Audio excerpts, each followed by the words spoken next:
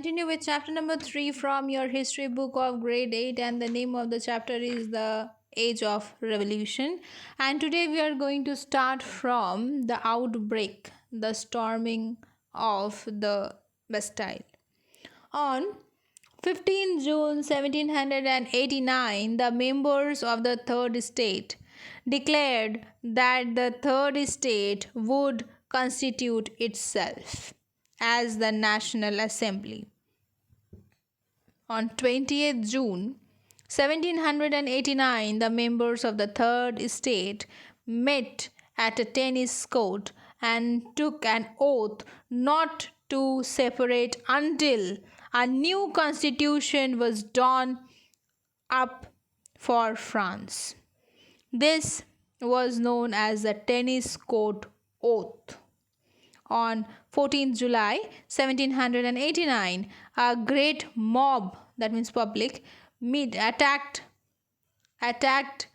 Bastille, the state prison for political prisoners and a much hated symbol of the ancient regime. The prisoners were freed and they joined the revolutionaries.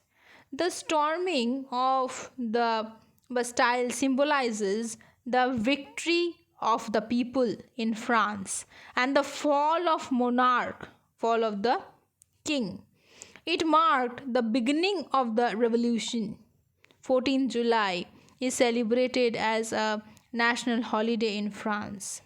The newly formed National Assembly, constituting of the representatives of the Third Estate, took over the control of the affairs of France. It adopted the famous Declaration of the Rights of Man and Citizen, a landmark in the history of human progress. By 1791, a new constitution was drawn up for France. King Louis XVI and the Queen tried to escape to Germany but were captured and later publicly executed. That means they were killed. Monarchy was absoluted. France became a democratic republic. What are the result of this French Revolution? All men, first and foremost thing, established the Declaration of the Right of Men and Citizens established and the following principles. Okay, what was the result? All men are born free and have equal rights. Everyone is equal in the eyes of the law. Every citizen is entitled to freedom of speech and expression, religion, and fair trial. Liberty, equality, fraternity. The battle cry of the revolution became the guiding principle of the French Republic. That means this was the slogan, liberty, equality, fraternity. Now this became the principle of the French Republic. The revolution in 1789 marked the end of the absolute monarchy and paved the way of establishment of a republic. The revolution led the foundation of the democratic government, that is a government based on the consent, that means based on the opinion of the people. Feudalism, that means, or you can say zamindari system, right? Feudalism, feudal lords, zamindars. And the serfdom means the slaves. The zamindars were there and they were having the slaves of the zamindars. So this was also abolished. The power of the church was brought under the control of the government. Before, the government or the king, they were ruling. Now, not the church, the government will be ruling. Happiness for all, okay, was proclaimed as the ultimate goal of the government. Napoleon Bonaparte. The central figure during the Revolutionary War in France was Napoleon Bonaparte. He was a brilliant and ambitious general in French army.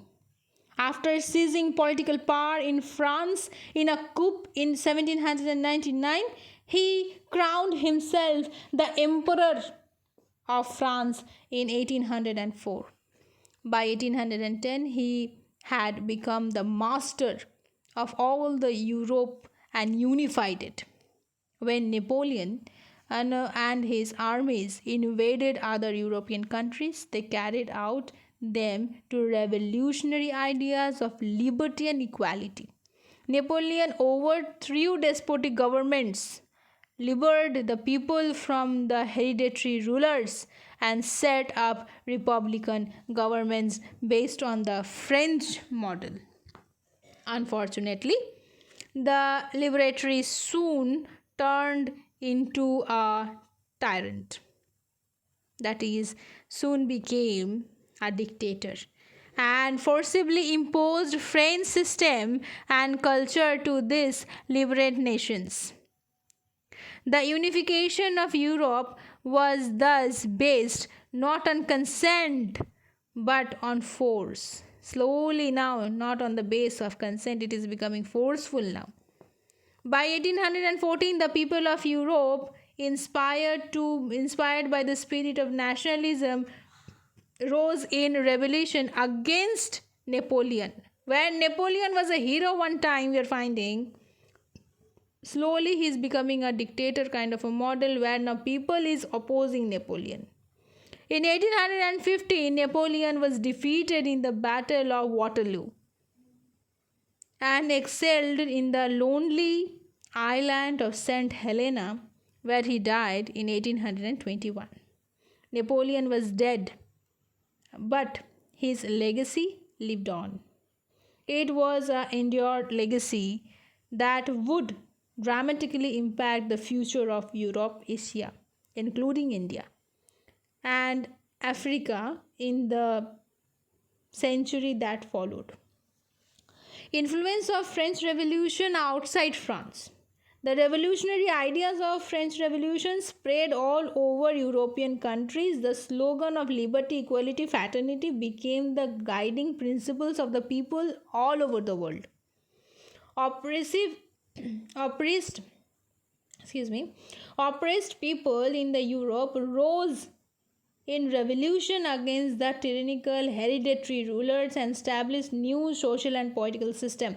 So from here we can understand that the American Revolution, or we can say the French Revolution, totally was the American Revolution which influenced or inspired the French revolutionaries, and the French idea of liberty, equality, fraternity totally influenced all over the world. And these ideas, this slogan, the principle, was liked by everybody, and it had a great impact on India as well. India's nationalists imbibed or followed, you can say, these principles and developed a democratic and nationalist outlook. A national movement for freedom was launched. And ultimately we know that by 1947 India also got independence from the British rule. Hopefully you understood the chapter. Thank you.